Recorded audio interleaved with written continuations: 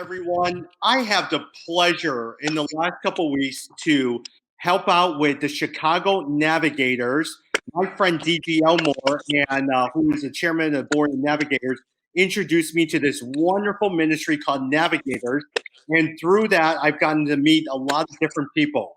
Two people I really want to introduce to you today is Dr. Mica Battle and Dr. Ahmed Joktan. Now, Ahmed, how do you pronounce your last name? It's Joktan. You're right. Yeah. So Dr. Ahmed Joktan. And so the thing I actually want you to hear is journey and how God teaches us through even some of the tougher times in our life, and how do you help process through some of the tough times in our life. And so I actually want to be able to profile and share with you guys two of those stories as well too. Mica, I would love for you to share a little bit, first of all, what you do with your ministry, and I'd love for you to share a little bit about yourself. So what I do is I house men and women who come home from prison, and the name of the ministry is called Bridge to Freedom. So these men and women, we meet them, it's sort of like a job fair. You meet them behind bars when the different prisons, the 28 prisons in the state of Illinois, invite people who have resources, and you go in and you meet them, and they fill out applications, and we see if they're a fit for our program. And so we work with them 1 year while they're behind the bars, and then 2 years they're able to stay at our facility for 2 years, getting themselves together, going to school, getting a job, dealing with anger management, lifestyle redirection, and different things like that once they come home from prison. And these are generally people who don't have a lot of family involvement. Like one of our people that's there, their green card expired while they were in prison. And so they're undocumented, and they're at Bridge to Freedom. And so we have all kind of people, minorities, whites, because that's one thing about the enemy. He's not discriminatory. And so he's able to get his hands in on all people. You got it. And Mica, your journey, talk a little bit about your life and some of the struggles and trials that you've actually had to deal with your life. Right. So I'm an ex-offender myself. I came home from prison in 2002.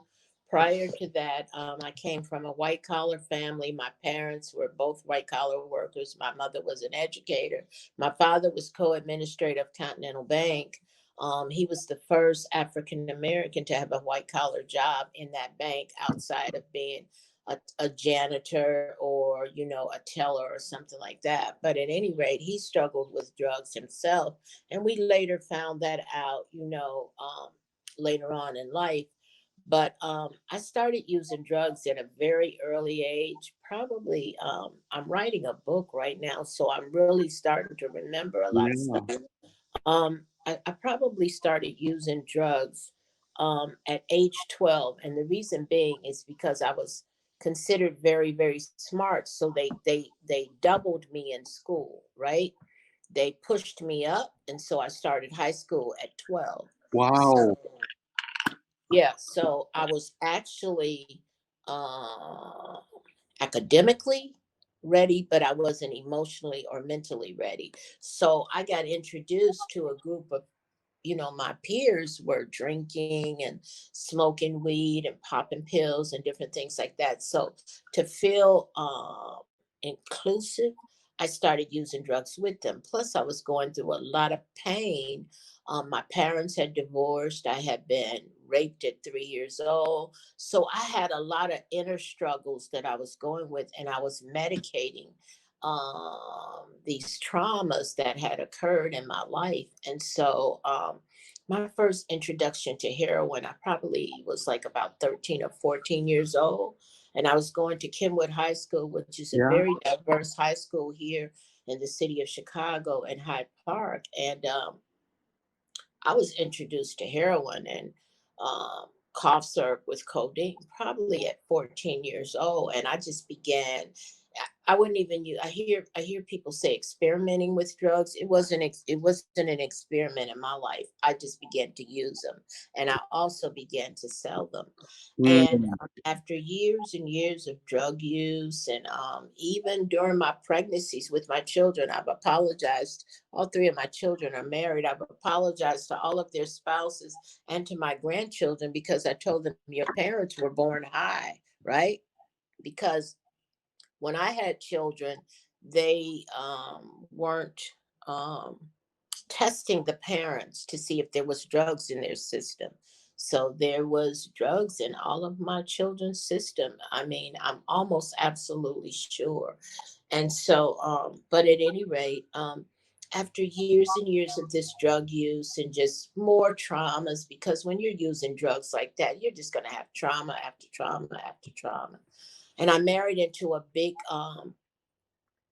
like a drug cartel, an African American drug cartel family here in the city of Chicago. And I married into that family. But after years of drug use and my husband being murdered and just living that lifestyle, that high profile lifestyle, I would call it like diamonds, furs, minks, but unemployed, right? You know, just money and cars and houses and just all of this stuff. And after years and years of that, I ended up going to the penitentiary myself.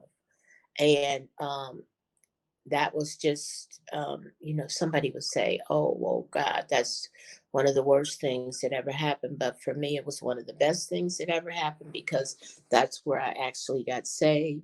That's where I actually began to heal, understand some of the things that had happened to me, even even the rape at 3 years old. I didn't remember that until I was 40 years old. I was in a psychology class in prison because I went to school while I was in prison, and prison opened up my just appetite for learning because, like I told you, in grammar school and in grammar school, by the time I got to high school, I had already had an appetite for drugs, and that ceased that learning that I was doing and all of that academia. But in grammar school, I was very smart, and so when I began to take classes in prison, it opened up my mind for learning again. And so God even restored my mind, and he even just the fact that he kept my mind all those years, because I overdosed off of heroin probably like about 4 times. I'm talking straight flat line.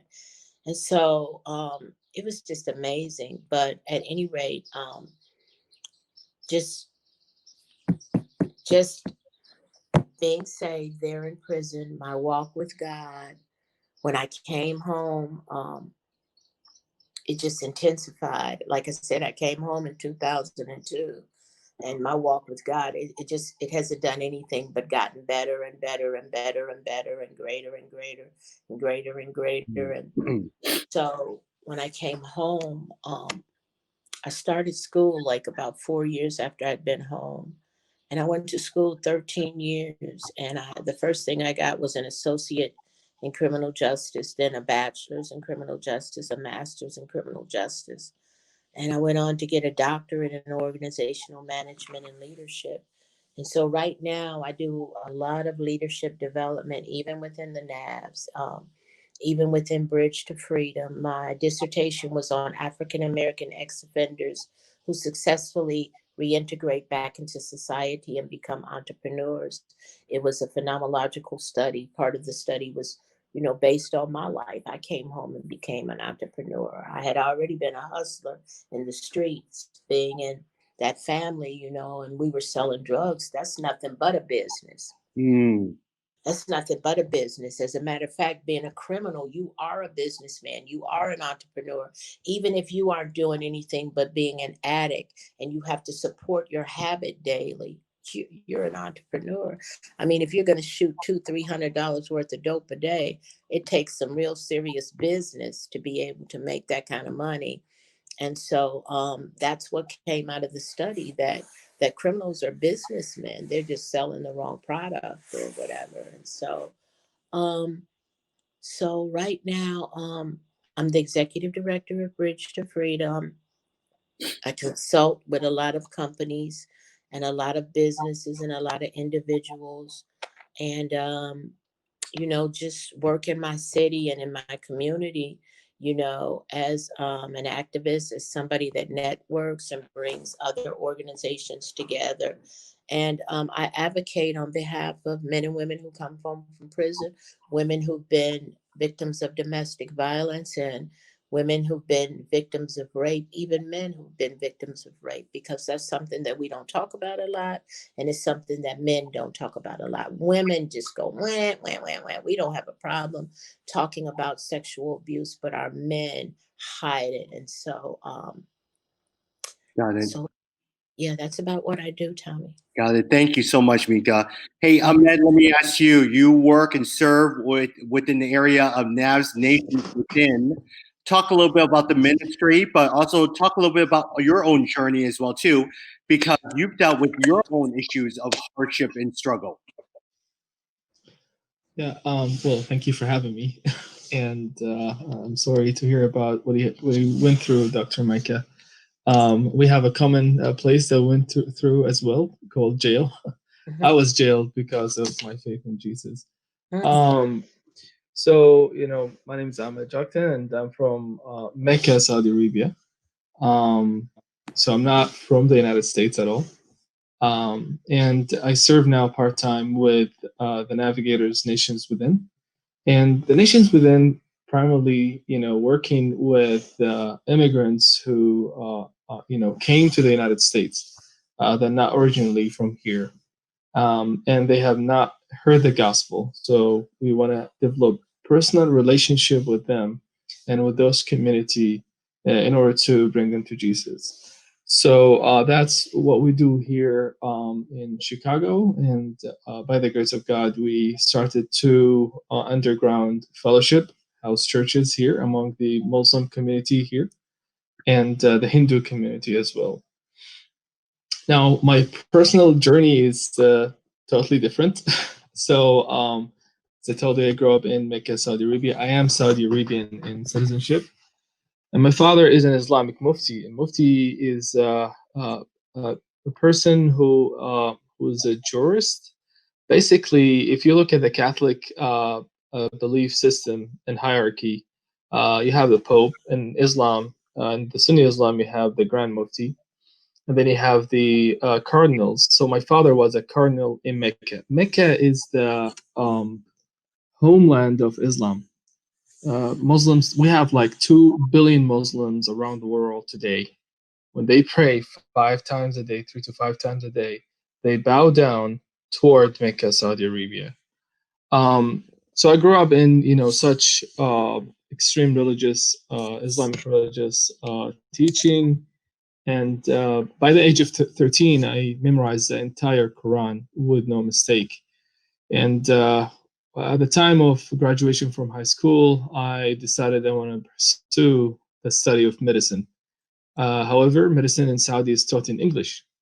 So growing up, they did not teach us English because English is the language of infidelity. So no English at all.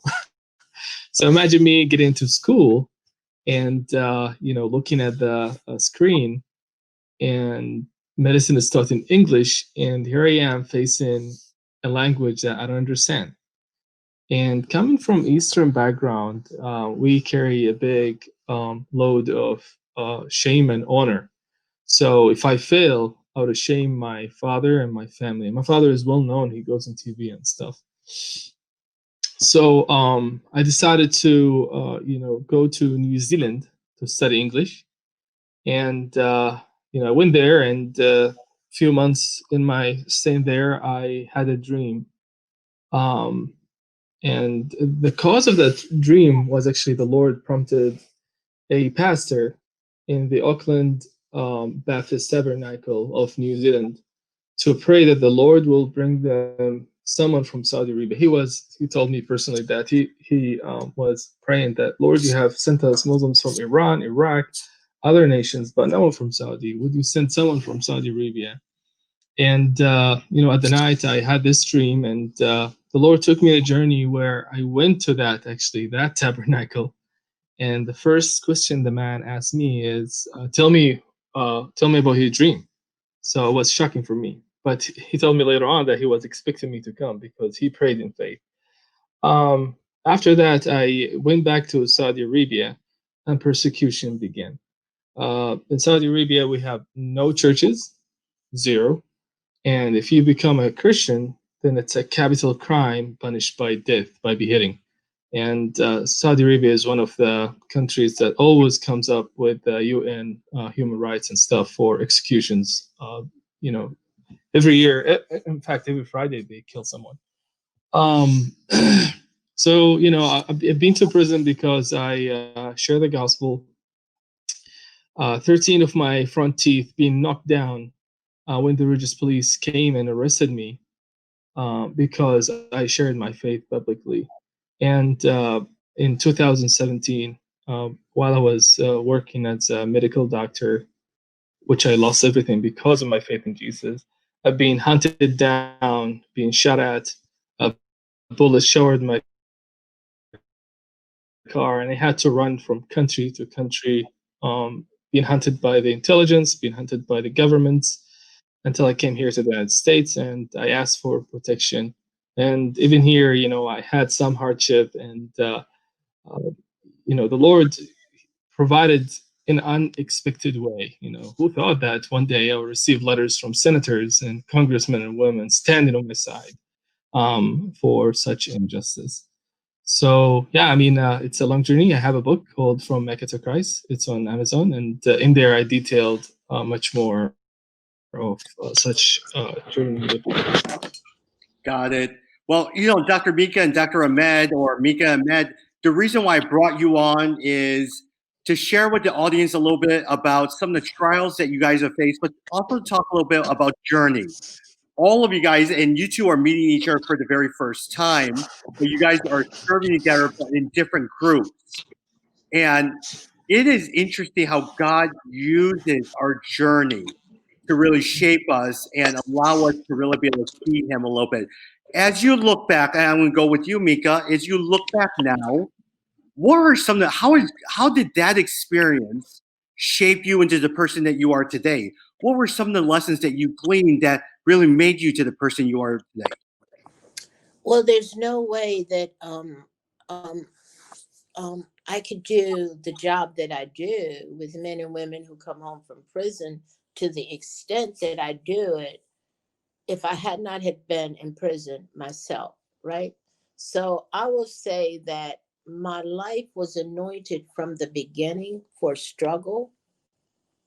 My last name is Battle, and it's like I've been fighting all of my life.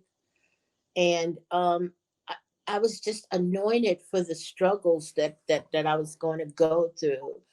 Heroin overdose, being raped, going to prison, being a single mother, all of those things. I'm able to be able to there I don't just have a theoretical framework to help people with. Mhm. I have an experiential framework, and that is very classic in businesses and in the hiring processes.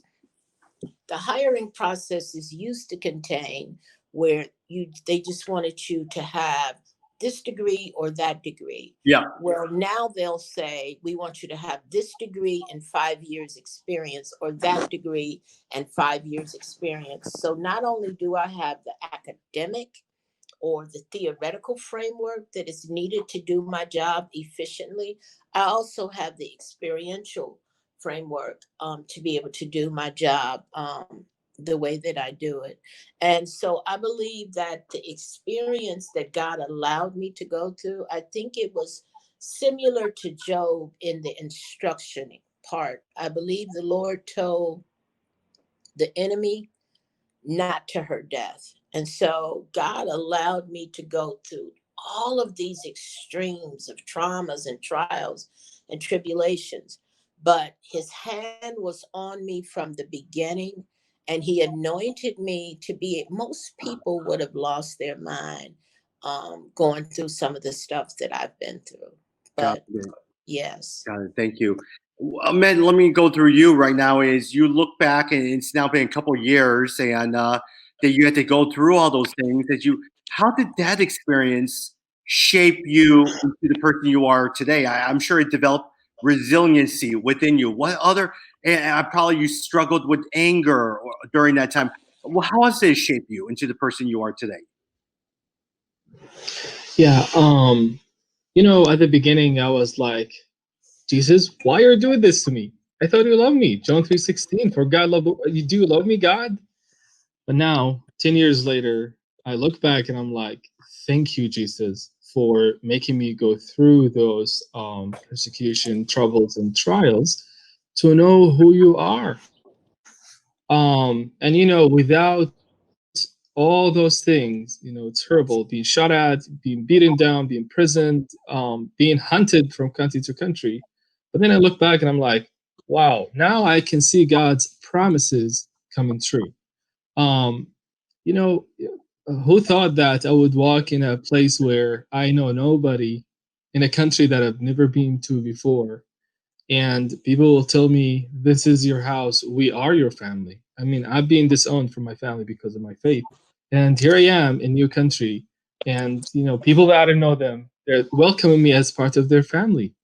Jesus said, "Whoever lost father, mother, brother, and sister, or property for my sake and for the sake of the gospel, you should receive now a hundredfold." And those gospel promises, you know, um, you cannot see them if you just live in a comfortable life. But if you are persecuted, you are blessed. And this is what I say always. That's why I take pleasure in weakness, in the insults, hardship, persecution, troubles that I suffer for Christ.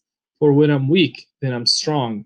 And God's power revealed the best is when we um, when we lift off our hands from taking control over the situation, when there is no way that we can do anything, when we are hopeless and we see God working, God breaking through, that is this is what I believe, that is the most powerful thing to see through those trials, God's hand moving over. So my journey is saying, at the beginning I was angry, I was mad at God. I'm like, do you even love me? And now I'm like, every day I wake up, I'm like, thank you, Jesus, for letting me going through all those trials to know who you are Got and it. to be closer to you. Hey, Ahmed, and this is just me asking a naive question. Do you talk to your family anymore, or are you able to leave the U.S., or what's the situation with yourself right now? It's really a sad thing, but in Islam, it's not all Islam, but in the extreme part of Islam, they believe that they should have no tenderness or any love toward those who become infidels and forsaken Islam, because they came from an extreme, strain of Islam called Wahhabism. And my family legacy was to fight for Islam, and they look at me as a deserted person. And on top of that, I came from a shame and honor culture. Is not innocent and guilt. So because I have ashamed them, I have forsaken that legacy for Jesus. Therefore, I'm dead to them.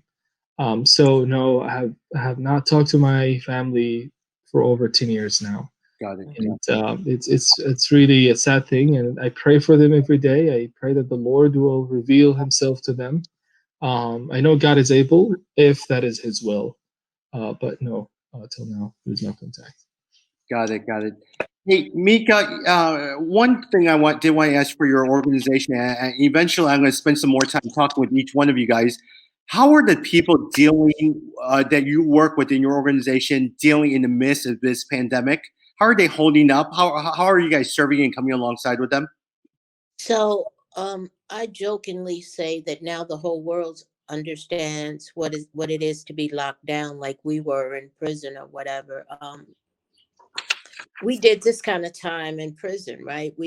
Some prisons were locked down 23 and 1, where we're in our cells 23 and we're able to come out for 1 hour Yeah. for a shower or for a yard or something like that. Now the whole world kind of understands what it is to be locked down. So mentally, they are dealing with this probably better than normal people would because they're used to being locked down. They all come from prison. But then you have some, like today, I told you that I had to go do a face to face over Bridge to Freedom because I had to put one of them out, right? He works. So we are on quarantine, lockdown. That means nobody goes anywhere, nobody does anything. We take store visits or something like that. And one of our residential assistants had to be put in the hospital because she had a bowel blockage. And so with her out of the house, that kind of lost some of our staff because two of our staff actually live at Bridge. They live there. And so they're quarantined in with them. So one of the guys that worked, well, when he got paid on Friday, he just decided that he was going to start using again. So it quickly through the grapevine ran through the house. He's running out in the middle of the night and we're having to open the door to let him back in and all this. So I think you remember the scripture where the centurion told Jesus, he said, look, I think his daughter was sick or his son, his servant was sick in his house. And Jesus was on his way there. And he stopped Jesus. He said, you know what? You don't have to come. You got power and authority. You can call this sickness out of my house from right where you are. So from right where I was at home, I put him out. I called Bridge and told them, don't let him back in because he broke the quarantine and he left. He was only supposed to go to work. But overall, they're doing well. I went over there today. Everybody was doing well. Another one of our staff members, we called him Big Heavy. He came in to help me just in case there were any issues because we packed this guy's stuff, all of his stuff, and it's at the door because we don't even want him back in the building. He said he would be there today to get his stuff. But overall, they're doing well. And as a matter of fact, Big Heavy told them today, he said, y'all can do this standing on your head. You're used to being locked down. And they are. I'm not having a lot of issues with being in the house because when you've been in prison, and I'm sure the doctor would be able to tell you as well, this is what happened. We're not able to go anywhere. You know, you're locked down. So basically they're doing okay. Good. They're doing okay. I'm sure it's some fear, but they're doing okay. For those who are part of the Chicago Navs network, and we'll share this with the Chicago Navs family, these are the people that are leading your ministry in Chicago. These are the people who are doing, whether it's Dr. Mica Battle, Dr. Ahmed Joktan, whether it's with ex-offenders, whether it's with church planting for the Muslim community. These are the people who are making a difference for the gospel in their city. And in the days ahead, as we continue to work and share these stories and what they're doing with the Navs community, we hope that they will be supportive of everything that you all are doing. So thank you so much for sharing and being vulnerable about your journey. And I'm glad both of you guys had a chance to meet each other and also realize some of the things that you guys had, even though you guys were in two different parts of the world, that it is your journey and your struggles that binds all of us together. So Dr. Battle, Dr. Joktan, thank you very much for being on this call. Tommy, thank you for having us. Tommy, thank you. And let me say to the doctor that, guess what? You make my time in prison for you to have served time in prison for something that you did good, that's scriptural. And so I just would say, be encouraged, be encouraged. I didn't go to prison for doing anything good. I was terrible. And so, I just think it's so honorable that you went to prison because you wanted to be saved, sanctified, filled with the Holy Ghost, and spread the gospel. That's such an honorable thing. Thank you. And I'm so glad and happy to labor alongside with you and the Navigators. I'm so glad to labor alongside of you as well. Yeah. Take care. We will have more stories, and we're going to follow both of their journeys in their ministries in the days ahead. So for more information, go to chicagonavs.org for more information on the Chicago Navigators. That is chicagonavs.org. Thank you very much. We'll talk soon, all right? Okay, bye-bye.